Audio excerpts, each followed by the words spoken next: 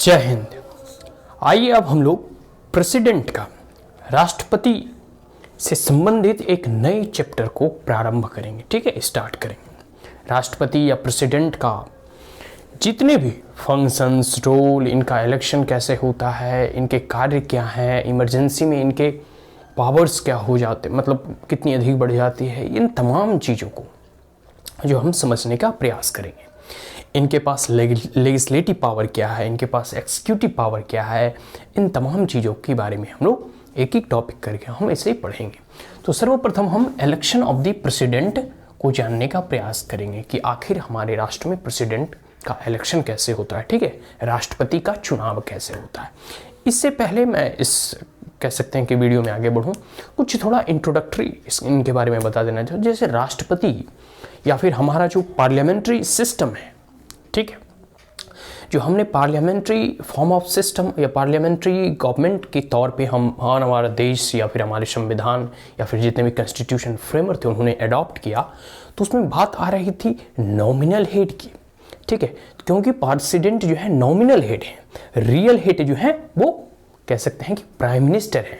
और जब भी प्रेसिडेंट कोई भी निर्णय लेते हैं तो they act on the aid और advice of the prime minister. लेकिन कह सकते हैं कि नॉमिनल हेड होने का मतलब नहीं कि इनका कोई महत्व नहीं है। भारत सरकार के द्वारा जितने भी चाहे फॉरेन अफेयर या फॉरेन कोई भी डिप्लोमेटिक, मल्टीलेटरल या फिर बायलैटरल एग्रीमेंट होते हैं तो सारे के सारे प्रेसिडेंट के नाम से ही लिया जाता है। यह तीनों सेना के अध्यक्ष होते हैं, कमांडर इन चीफ होते हैं।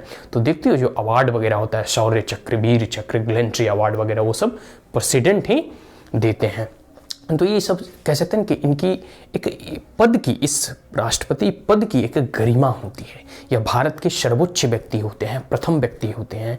किसी भी सभा में ये जाते हैं तो इनका एक अलग सम्मान होता है। अब बात करते हैं कि जैसे हम लोगों ने पार्लियामेंट्री फॉर्म ऑफ गवर्नमेंट मोर और लेस कह सकते हैं कि ब्रिटेन से हम इस फॉर्म ऑफ गवर्नमेंट को अडॉप्ट किया या फिर इसे बोरो किया। तो ब्रिटेन में क्या है, ब्रिटेन की जो महारानी है ना, वो जो है नॉमिनल हेड होते हैं। तो वहाँ जो है ना परंपरागत चलता है, हेरिडेटरी चलता है। और भारत के जो नॉमिनल हेड भी होते हैं, राष्ट्रपति जो होते हैं, उनका चुनाव होता है। मतलब हर 5 साल एक फिक्स टर्म के बाद इनका चयन किया जाता है। एक प्रकार से कह सकते हैं कि ब्रिटेन का तो था कि चलो भाई हम अपनी जो पुरानी हमारी संस्कृति है राज्य व्यवस्था की उसे कायम रखना है। लेकिन भारत जब आज़ाद हुआ 1947 में, तो इन्हें लगा कि हाँ इतने डिफरेंसेस है, इतने caste, class, creed, community, region, religion, तो वो जो है ना सूट नहीं किया इतने डाइवर्सिटी को देखते हुए। तो भारत के जितने भी कॉन्स्टिट्यूशन फ्रेमवर्क थे उन्हें लगा चलो हम इनके भी एक टर्म को फिक्स कर देते हैं और इनका भी एक फिक्स चुनाव कर दिया जाएगा एक स्पेसिफिक टर्म, जैसे 5 साल के बाद। तो नॉमिनल हेड होते हुए भी इनका चुनाव होता है और ये चुने जाते हैं। ठीक है, डायरेक्टली नहीं, इनडायरेक्टली। इन तमाम चीज़ों के बारे में देखिए। Election of the president, president का चुनाव। ठीक है, तो दे आर इनडायरेक्टली इलेक्टेड, ये चल रही है, हाँ, indirectly elected by the member of parliament, जो एमपी होते हैं, जो संसद वगैरह होते हैं। ठीक है, वो जैसे हम संसद को चुनते हैं और संसद राष्ट्रपति को चुनते हैं, तो जनता के द्वारा ये डायरेक्ट नहीं चुने जाते हैं। इसके पीछे भी एक कारण था। मतलब जब बहस होती है कॉन्स्टिट्यूएंट असेंबली में तो लोग अपने अपने मतों को, अपने अपने विचारों को व्यक्त करते हैं। बहुत लोगों ने कहा कि क्यों नहीं प्रेसिडेंट का भी इलेक्शन मतलब प्राइम मिनिस्टर की तरह ही करवा दो। मतलब एक तरह से हुआ ना कि वो अभी जनता के द्वारा इलेक्टेड, मतलब चुने जाए। अब देखो बात यहाँ अराइज होती है कि अगर प्रेसिडेंट भी जनता के द्वारा चुने जाएंगे तो भाई चुनने का कोई औचित्य भी तो होना चाहिए। आप चुन तो लिए, लेकिन वो चुनने का क्या लाभ, जब वह act on the aid on advice of the prime minister, जब वो किसी कह सकते हैं कि जो प्राइम मिनिस्टर होंगे उन्हीं के कह सकते हैं एडवाइस पे जो है वो कार्य करेंगे, तो फिर ऐसा चुनाव का क्या लाभ। चुनाव अगर कोई चुन कर आता है तो उन्हें भी तो लगेगा कि भाई हम चुन कर आए हैं, हम तुम्हारे कहने पर क्यों करें, हम फैसले लेने के लिए स्वतंत्र हैं, जनता ने हमें चुना है। दूसरी बात, आप इसे नॉमिनल हेड बना रहे हो और दूसरी बात आप डायरेक्टली चुनोगे, तो जो डायरेक्टली चुन कर आएगा वो नॉमिनल हेड बनना क्यों चाहेगा, और डायरेक्ट प्रधानमंत्री का इलेक्शन का है ना लड़ ले। आप समझने वाली बात है, एक मतलब कॉमन सेंस है। दूसरी बात कि चुनाव पूरे के पूरे इतने भारतवर्ष में मतलब एक प्रकार से कह सकते हैं कि संभव होना, मतलब एक तो आप प्राइम मिनिस्टर के चुनाव करवाओगे, फिर प्रेसिडेंट का चुनाव करवाओगे, तो उसमें भी खर्च होगा और खर्च भी हम कर रहे हैं, और किस लिए? नॉमिनल हेड के लिए। ऐसा कह सकते हैं ना, बहुत लोग प्रेसिडेंट को क्रिटिसाइज करते हैं एज स्टंप और पेपर, मतलब एक अब कह सकते हैं, या फिर रबर स्टंप, मतलब एक मोहर की तरह। लेकिन वो तो खैर अलग चीज है, सबके अपने अपने आलोचना करने का तरीका होता है। लेकिन फिर भी एक बात तो तय है कि दे act on the advice of the prime minister who is the real head of the country. और अगर प्रेसिडेंट चुनकर आने लगेंगे तो जो हमारी पार्लियामेंट्री सिस्टम ऑफ गवर्नमेंट है वो बदल जाएगी presidential system of government, America की तरह, श्रीलंका की तरह। वहां जो है डायरेक्टली चुनकर आते हैं, जैसे अभी पिछले साल जो है ट्रम्प था, अभी बाइडेन आए, तो वो जो पीपुल्स के द्वारा जाते हैं, इलेक्शन होता है, कैंपेन होता है, वो वोट मांगते हैं। और यहाँ जो है यह इन्हें आप नॉमिनल हेड बना रहे हो, तो फिर वैसे वो जैसे वोट भी मांगने क्यों जाए? वो अकाउंटेबल नहीं रहेंगे सिटीजन के प्रति, जब उनके पास कोई अथॉरिटी नहीं है, कोई पावर ही नहीं है, तो चुनकर भी अगर आते हैं तो जनता के लिए क्या करेंगे? ये चीज है। और दूसरी बात, रियल हेड आप प्रधानमंत्री को बना रहे हैं, तो ये चीज है। जितने भी पार्लियामेंट के मेंबर होते हैं, एमपी वगैरह होते हैं, और साथ साथ जो स्टेट लेजिस्लेटिव असेंबली के जो एमएलए वगैरह होते हैं, ठीक है, उनका जो है दोनों का, और साथ साथ जो यूनियन टेरिटरीज होता है जैसे दिल्ली है, तो यहाँ भी राज्य सरकारें हैं, केजरीवाल जी की गवर्नमेंट है, तो जितने भी जहां जहां भी स्टेट लेजिस्लेटिव असेंबली है, चाहे यूनियन टेरिटरी हो या स्टेट हो, ठीक है, और फिर केंद्र में पार्लियामेंट के जितने भी लोकसभा राज्यसभा के मेंबर्स हैं, सबके वोट कैलकुलेट किए जाते हैं। इस आधार पे हम इसे आगे देखेंगे, और इलेक्टोरल कॉलेज के तहत इनका चुनाव होता है, ठीक है। लेकिन एक बात और ध्यान रखना, जो नॉमिनेटेड मेंबर होते हैं ना, जैसे राज्यसभा में कुछ मेंबर नॉमिनेट किए जाते हैं, लोकसभा में 2 मेंबर का नॉमिनेशन होता है, ठीक है, वो प्रेसिडेंट के द्वारा नॉमिनेशन उनका किया जाता है। They can not vote in the, और they can not participate in the election of the president, ठीक है। क्लियर हो गया ये चीज।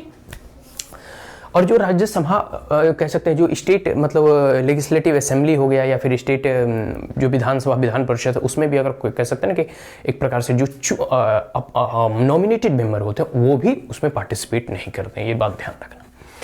आगे है value of the vote of MLA. एक एमएलए जो राज्य स्तर पर होता है, मेंबर ऑफ लेजिस्लेटिव असेंबली, उसके कितने जो है वैल्यू होंगे प्रेसिडेंट को वोट डालने में, क्योंकि यह इलेक्टोरल कॉलेज की तरह इनके जो है चुनाव होता है। तो इनका जो है एमएलए का जो विधायक वगैरह होते हैं, उनका जो है टोटल पॉपुलेशन ऑफ स्टेट, ठीक है, total population of the state, मतलब कोई एक राज्य की पूर्ण जनसंख्या, पूरी की पूरी जनसंख्या कितनी है, divided by total number of elected member in the state legislative assembly. जैसे दिल्ली में 70 एमएलए होते हैं, मतलब 70 सीटें हैं एमएलए का, और टोटल पॉपुलेशन दिल्ली की कितनी है, उससे total population of the Delhi by total MLA into 1/1000। अब ये जितना निकलेगा उतना एक एमएलए का, एक एमएलसी, हाँ एक एमएलए का जो है उसका वैल्यू होगा, ठीक है, ये क्लियर हो गया। दूसरा है value of the MP. MP का कितना वैल्यू होगा, जो संसद वगैरह होते हैं, लोकसभा राज्यसभा, तो उसमें है कि total value of votes of all MLA of all states. जितने भी 28-29 राज्य हैं और यूनियन टेरिटरीज लेके, जहां की कह सकते हैं कि लेजिस्लेटिव असेंबली है, जैसे दिल्ली वगैरह हो गया, तो जितने भी स्टेट और यूनियन टेरिटरीज हैं उस सारे एमएलए का वैल्यू जो है, मतलब वोट्स के वैल्यू को कैलकुलेट कर देते हैं और total number of elected member of the parliament से डिवाइड कर देते हैं, ठीक है। तो ये निकल जाता है एमपी का वोट का वैल्यू। इसकी चुनाव की प्रक्रिया है सिस्टम ऑफ प्रोपोर्शनल रिप्रेजेंटेशन, ठीक है, and by the means of single transferable vote, ठीक है, and voting by a secret ballot. कहीं भी चुनाव होता है तो सीक्रेट बैलेट की तरह ही होता है, लेकिन यह है सिंगल ट्रांसफरेबल वोट, ठीक है, सिंगल ट्रांसफरेबल या फिर प्रोपोर्शनल रिप्रेजेंटेशन।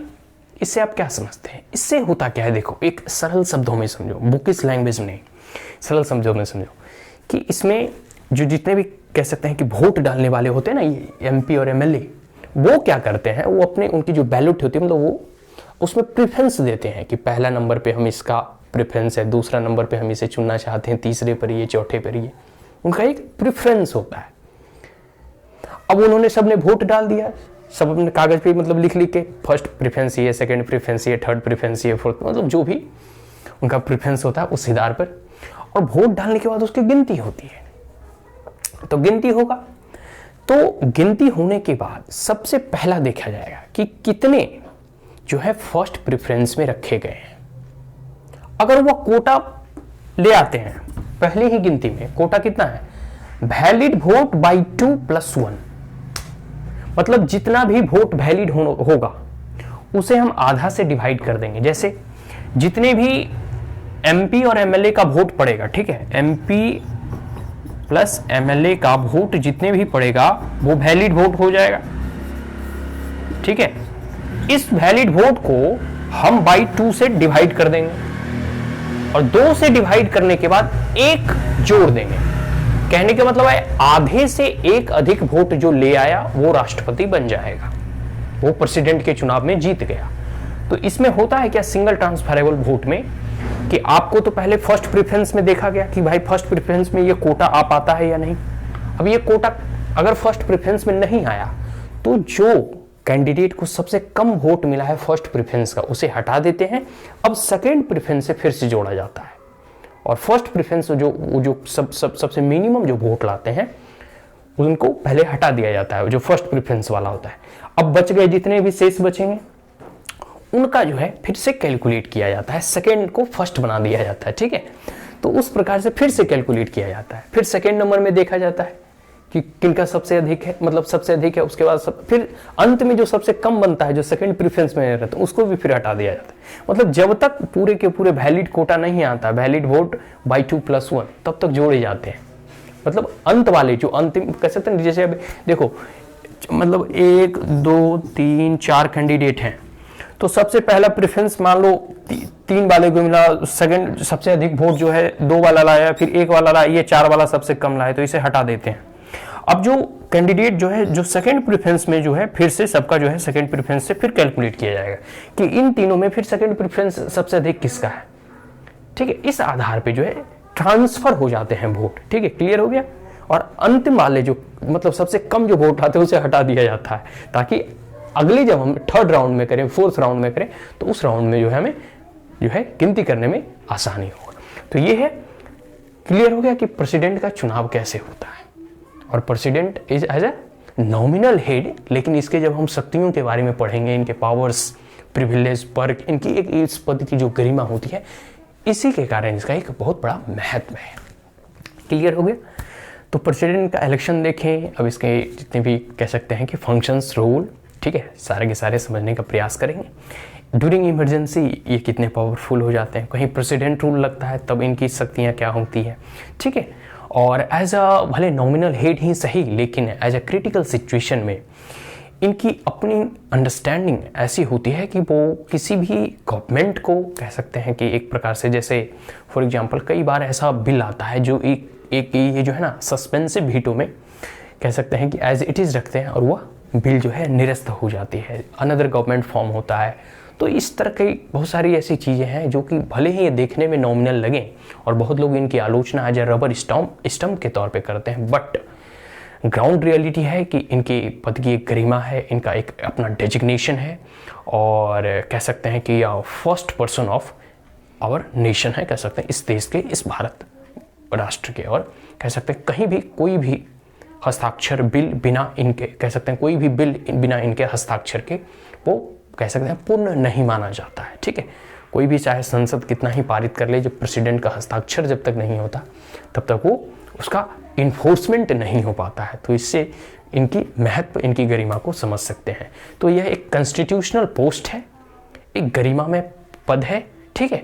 और जो लोग राष्ट्रपति भवन वगैरह नहीं घूमे ना, मैं घूम रखा हूँ राष्ट्रपति भवन या फिर उसके मुगल गार्डन्स वगैरह, मतलब आप देखोगे तो मतलब एक राष्ट्रपति के लिए इतना बड़ा भवन का निर्माण कराया गया था, अंग्रेजों के जमाने से बना हुआ है। लेकिन सोच लो उस पद का गरिमा, मतलब राष्ट्रपति भवन में मतलब स्वर्ग के समान जैसा आपको लगेगा, इतनी फैसिलिटी, इतने पर्क्स, इतने प्रिविलेज। जब देखते हो 26 जनवरी का जब जो लोग कह सकते हैं राजपथ पर, हम लोग राजपथ भी जा रखे हैं, तो राजपथ पर जब कह सकते हैं दिल्ली में निकलती हैं इनके सभाएं जब होती हैं तो इनके आगे पीछे घोड़े गाड़ियों से, मतलब एक राजा महाराजा की तरह इनका जो है एक आदर होता है, सम्मान होता है, भले ही इलेक्टेड ही क्यों ना हो, बट एज एक राजा की तरह, किंग की तरह इनका मतलब रथ पर चलते हैं, ठीक है। घोड़े गाड़ी मतलब आगे रहते हैं इनके, जैसे पहले राजा के ज़माना में होता था ना, सेना का जो होते ना कि राजा बीच में चल रहा है, आगे घोड़े से उनके मतलब चलाते हुए जितने घुड़सवार होते हैं वो जाते हैं आगे, फिर पीछे कुछ घुड़सवार रहते हैं। या फिर कभी भी आप देख लोगे कोई अभी जैसे बांग्लादेश